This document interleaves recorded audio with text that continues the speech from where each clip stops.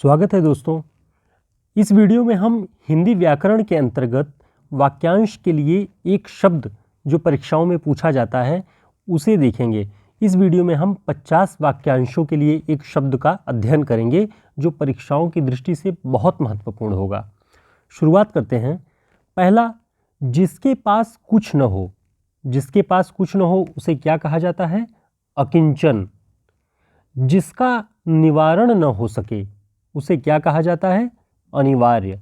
अनिवार्य, जब हम किसी के लिए कहते हैं कि यह बहुत अनिवार्य है, यानी आप उसे टाल नहीं सकते, उसका निवारण नहीं कि दूसरा काम, दूसरा विकल्प निकाल लें। तो जिसका निवारण न हो सके उसे अनिवार्य। जिसका निर्णय न हो सके उसे क्या कहा जाता है? अनिर्णीत। अब आपको यहाँ पर ध्यान ये रखना है कि इन जो वाक्यांशों के लिए एक शब्द हम प्रयुक्त कर रहे हैं, इन शब्दों की वर्तनियाँ आप ध्यान से देखिएगा। जैसे अनिर्णीत कैसे लिखा जाता है, क्योंकि वर्तनियों की थोड़ी सी भी अदला बदली से, थोड़ी सी गड़बड़ी से शब्दों के अर्थ बिगड़ जाते हैं। जैसे चिंता में से आप अगर अनुस्वार या बिंदी हटा दीजिए तो वो चिता हो जाता है। तो उसी तरीके से एक छोटी सी वर्तनी की त्रुटि आपके शब्दों के अर्थ को बदल देती है। तो आप इनके लिए जो भी शब्द एक प्रयुक्त होंगे उन्हें ध्यान से उनकी वर्तनियों को देखिएगा। अगला है, जो समाचार भेजता हो उसे क्या कहते हैं? संवाददाता। जो समस्त पृथ्वी से संबंध रखता है या समस्त पृथ्वी से संबंध रखने वाले को क्या कहते हैं? सार्वभौमिक। जब कोई बात हम कहते हैं कि माता पिता का आदर करना चाहिए, तो ये लगभग ये बात संपूर्ण पृथ्वी पर रहने वाले मनुष्यों से संबंध स्थापित करती है। इसलिए हम कहते हैं कि यह बात, माता पिता की सेवा करना, उनका आदर करना, सार्वभौमिक बात है। तो जो पूरी दुनिया से, जो पूरी पृथ्वी से संबंध रखे, सार्वभौमिक। आगे देखते हैं। किसी शुभ कार्य को विधि विधान और श्रद्धापूर्वक करना क्या कहलाता है? अनुष्ठान। जब हम कोई धार्मिक प्रयोजन, कोई धार्मिक क्रियाकलाप करते हैं, विधि विधान से करते हैं, श्रद्धा से करते हैं, तो उसे अनुष्ठान कहा जाता है। जो अधिक बोलता हो, यानी बहुत लोगों को आपने देखा होगा अपने आसपास जो बहुत अधिक बोलते हैं, अनावश्यक जो बोलते हैं, उसे वाचाल कहते हैं। ध्यान रखिएगा।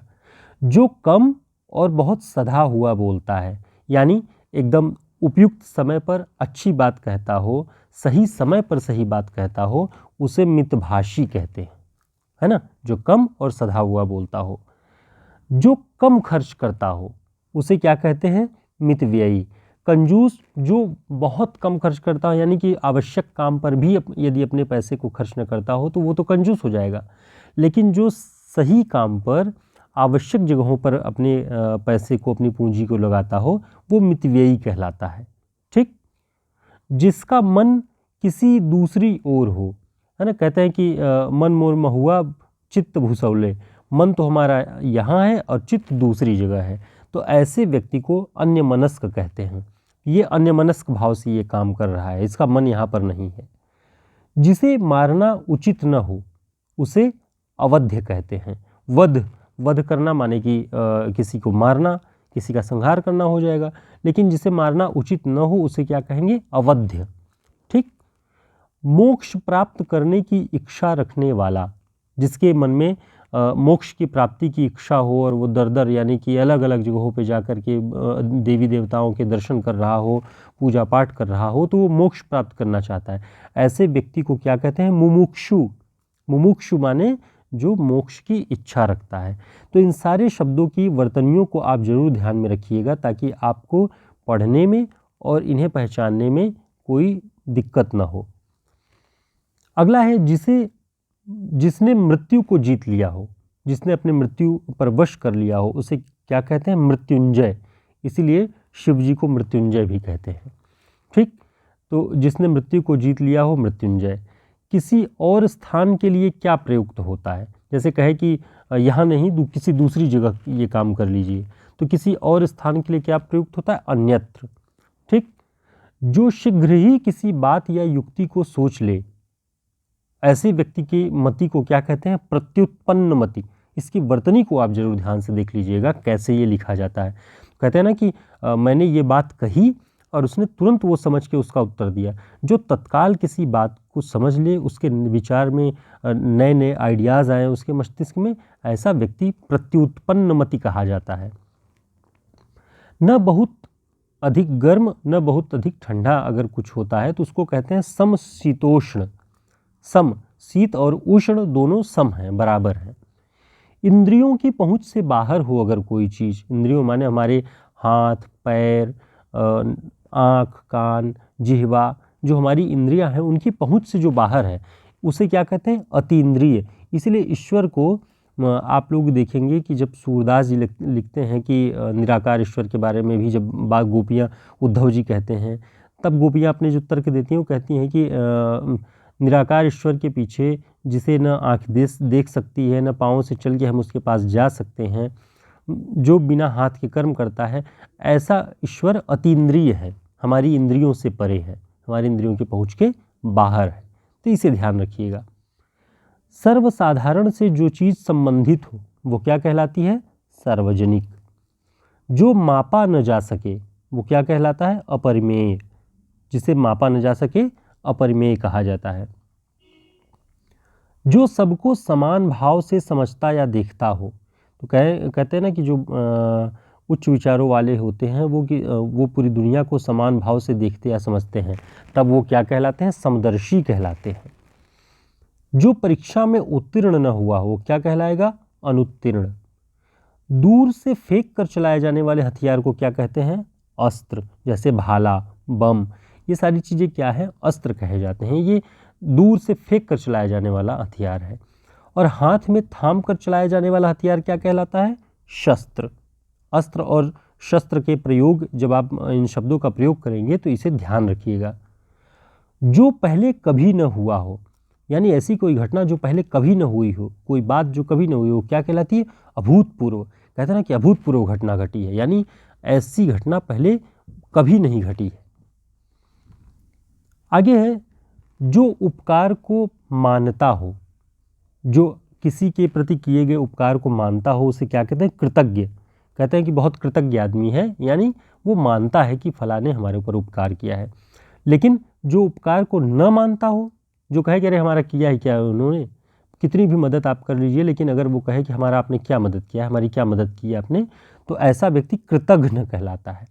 अब देखिए दोनों शब्द एक ही जैसे लिखे हुए हैं, एक में कृतज्ञ है, एक में कृतघ्न है। तो कृतघ्न निगेटिव होता है और कृतज्ञ पॉजिटिव शब्द है। दोनों के अंतर को आप समझिएगा। अन्न को पचाने वाली आग को क्या कहते हैं? जो हमारे पेट में जो आग है, जो अन्न को पचाती है, उसे कहते हैं जठराग्नि, जठर अग्नि। जठर रस होता है हमारे पेट में जो भोजन को पचाता है, और उससे जो अग्नि प्रज्वलित होती है हमारे शरीर में, उसे जठराग्नि कहते हैं। जंगल में लगने वाली आग को क्या कहते हैं? दावानल।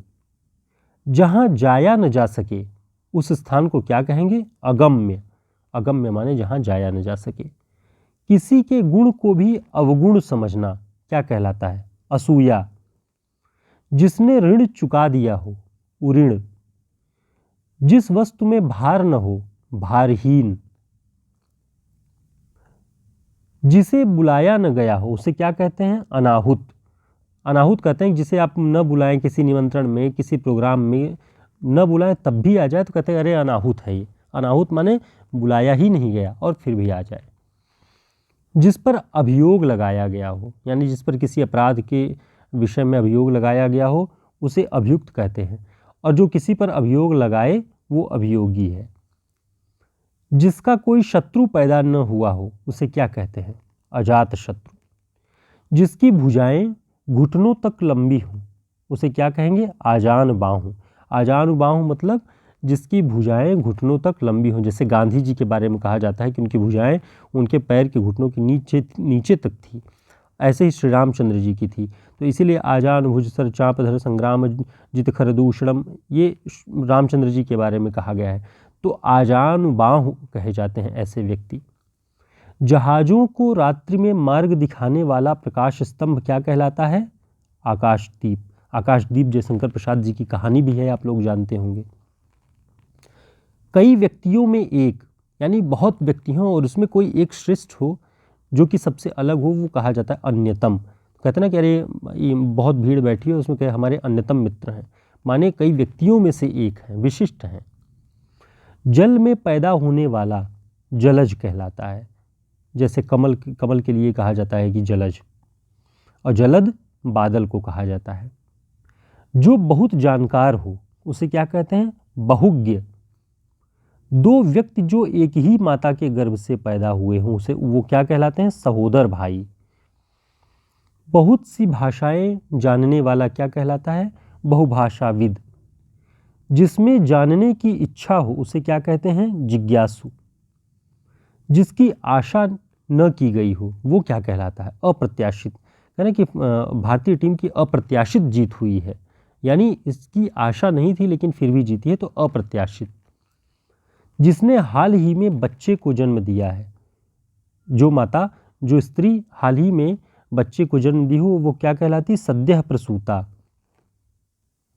प्राचीन आदर्श के अनुसार चलने वाला व्यक्ति क्या कहलाता है? गतानुगतिक। यानी परंपरा से अपने सनातन जो धर्म है उसे मानता जो आ रहा हो, आदर्शों को मानता आ रहा हो, वो क्या कहलाएगा? गतानुगतिक।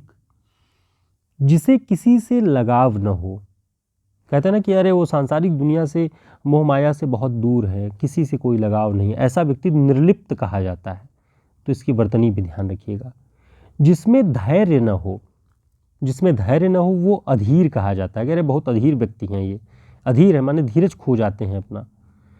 जो बात लोगों से सुनी गई हो वो क्या कहलाती है? किंवदंती। कहते हैं ना कि तुलसीदास जी के बारे में ये किंवदंती प्रचलित है, कबीर के बारे में ये किंवदंती प्रचलित है, यानी जो बात लोगों से सुनी सुनाई गई हो वो किंवदंती कहलाती है।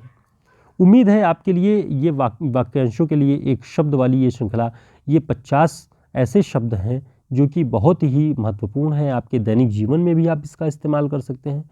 परीक्षाओं में जब इनसे पूछा जाए तो आप इन्हें चुन सकें, इसके लिए आपको एक बार रिवीजन इसका ज़रूर कर लेना चाहिए। और उम्मीद है ये आपको उपयोगी होगा आपके लिए। फिर एक नए वीडियो में हम ऐसे ही हिंदी व्याकरण के किसी महत्वपूर्ण विषय को लेकर के उपस्थित होंगे जो आपके लिए उपयोगी होगा। तब तक के लिए नमस्कार, शुभकामनाएं।